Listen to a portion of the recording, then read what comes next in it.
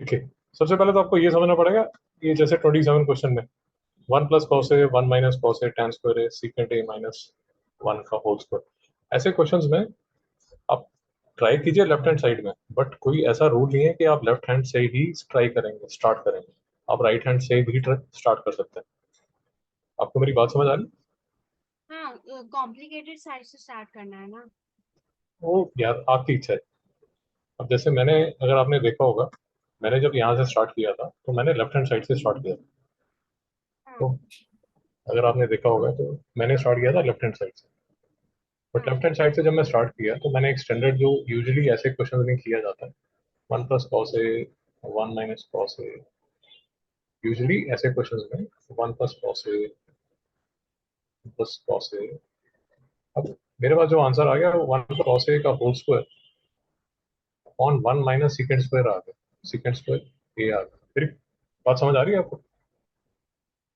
हाँ अब यहाँ से भी मैं आगे जाऊंगा तो शायद यहाँ तक पहुंच जाऊं, बट मुझे लगा कि यार ये तो बहुत टाइम कंज्यूमिंग है, तो मैंने लेफ्ट हैंड साइड को छोड़ ही दिया। आपको मेरी अप्रोच समझ आ रही है जो मैं आपको बताने की कोशिश कर रहा हाँ, समझा। हूँ?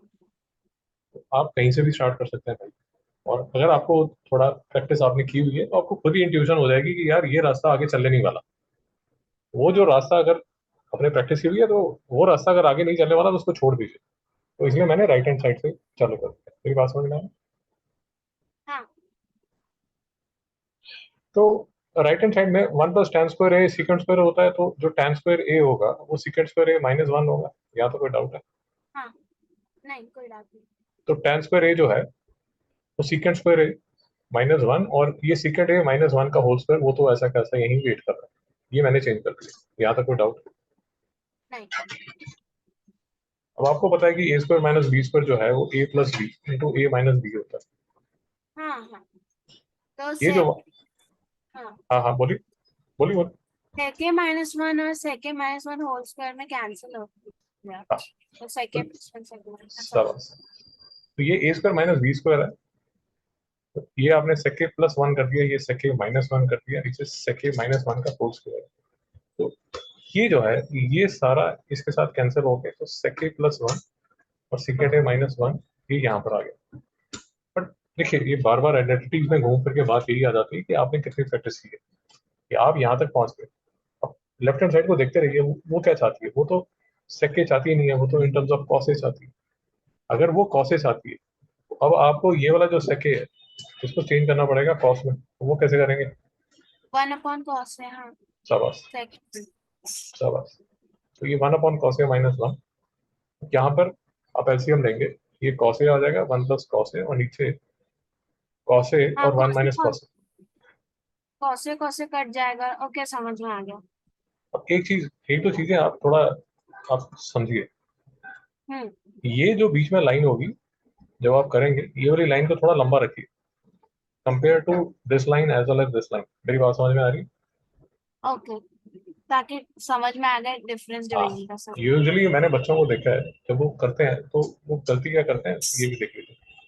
वो कुछ ऐसी ही गलती करते हैं, ऐसा लिखना शुरू कर देते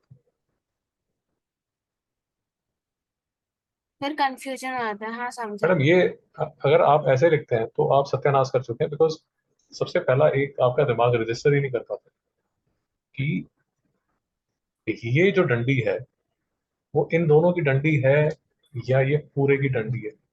उसी तरह ये जो डंडी है, ये डंडी इन दोनों की डंडी है या ये पूरे की डंडी है। फिर नेक्स्ट लेवल पे ये नहीं समझ आता कि ये जो डंडी है अगर आप इसको थोड़ा और लंबा कर देंगे तो आपके दिमाग को थोड़ा सुकून मिलेगा, वो आराम से उसको डाइजेस्ट कर पाएगा। हाँ, दूसरी जो समझा। कंफ्यूजन आती दूसरी जो कंफ्यूजन आती है वो ये आती है कि ये जो बड़ी डंडी है इसको सॉल्व कैसे करते हैं, यहाँ पर भी बच्चों को थोड़ी प्रॉब्लम आ जाती है। आपने अगर इसकी डंडी लंबी रखी है तो अगर आपको नहीं समझ आ रहा, कई बार कुछ कॉम्प्लिकेटेड क्वेश्चन में आप फंस गए, तो आप इसको ऐसे लिख लीजिए 1 + cos A cos A। आप इसको ऐसे लिख लीजिए, कई बार आपको नहीं समझ आएगा, 1 - cos A upon cos A। Okay. आप इसको ऐसे लिख लीजिए, उसके बाद फिर आपको समझ आ जाएगा कि यार ये जब हम करते हैं तो, हाँ, ये तो फ्रैक्शंस वाली बात है कि into cos A upon 1 - cos A। अब ये कॉस ए और ये कॉस ए भागे और ये 1 प्लस कॉस ए और 1 माइनस कॉस ए आ गया और ये जो है ये आपके लेफ्ट हैंड साइड के इक्वल आ गया। मेरी बात समझ में आई?